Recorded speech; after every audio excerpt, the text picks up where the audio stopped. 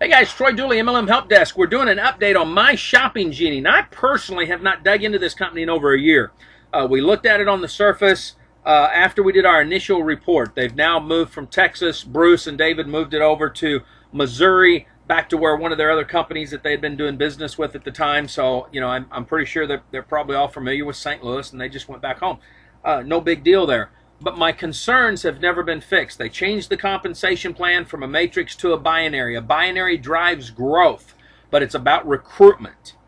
They're giving away a free product. I believe that the software seems to be 100% legit. I believe that these guys are not out to defraud people.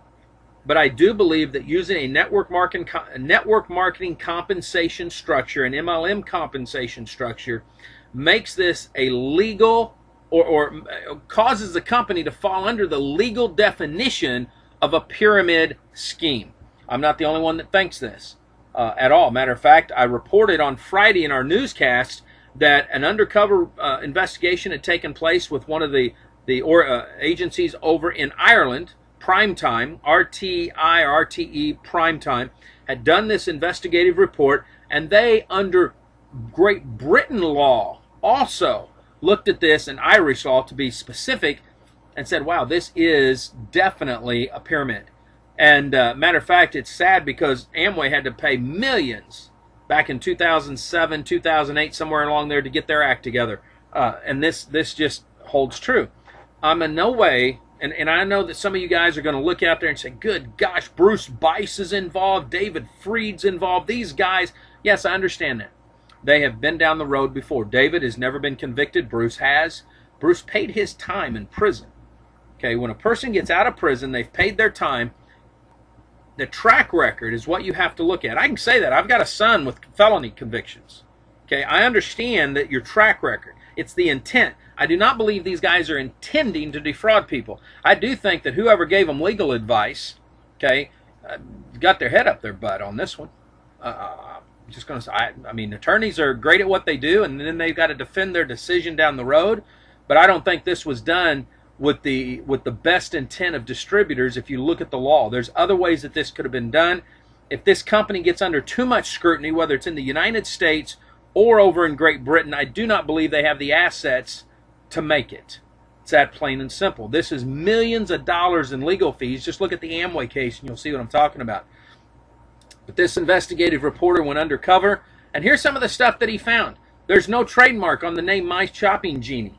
There's no patent that seems to have covered the MyShoppingGenie. Now, there was a provisional patent at one time, but it doesn't look here. He doesn't cover whether that patent was ever issued as a permanent patent. And I can tell you, getting a software patent is hard to do because software works around mathematical algorithms. And you cannot trademark, you cannot patent a mathematical algorithm. It's like these guys that say, I've got a patent on my compensation plan. Usually they go out and they put a provisional patent, they name it, and all that stuff, but you cannot patent math formulas. It just doesn't work that way.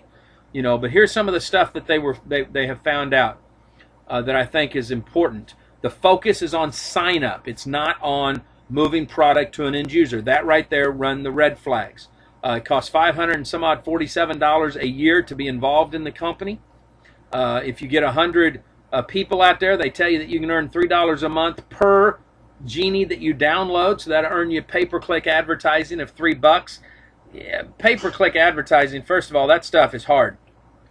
Take it from somebody that's run network marketing MLM companies. Anytime you're in pay-per-click, you better stay on top of it. So MyShoppingGenie better have a full staff that's keeping track of what's going on. They went to some, this is interesting here. Now, he brings up Bruce's background, the felony convictions and all that. You can read this in the article. We're going to post it. But he went to International Patent and Trademark Lawyer to look at the MyShoppingGenie and their holding company. To the surprise, he was informed that MyShoppingGenie wasn't even trademarked. The company had started but never followed through.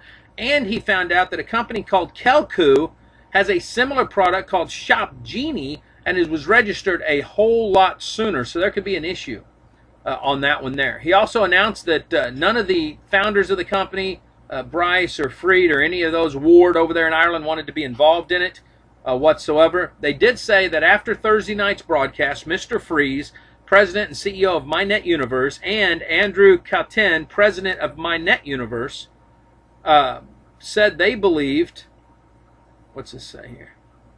That they believe the prime time had decided to do its best to damage our reputation. This is the funny thing about this.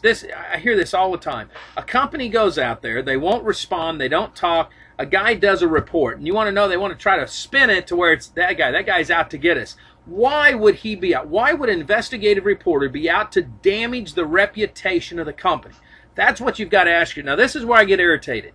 Okay, instead of these guys saying, look, here's where we are, here's what we're doing, let us get with our attorneys, yada, yada, yada. They want to point the finger and try to spin it back that, hey, they're just out to get us. Why?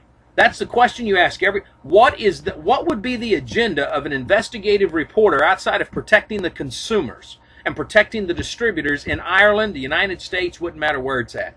I hate these guys that will not just come forward and say, let's talk, let's communicate. That's all it takes, right there.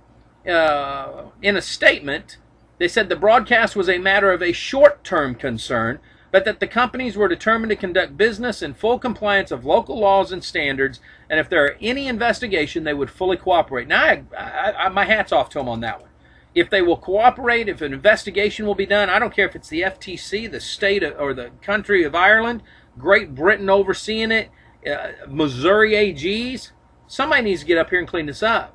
Because at the end of the day, here's what's going to matter. It doesn't matter if you distributors get pissed off at me or the Irish or anybody else. By the way, I am Irish.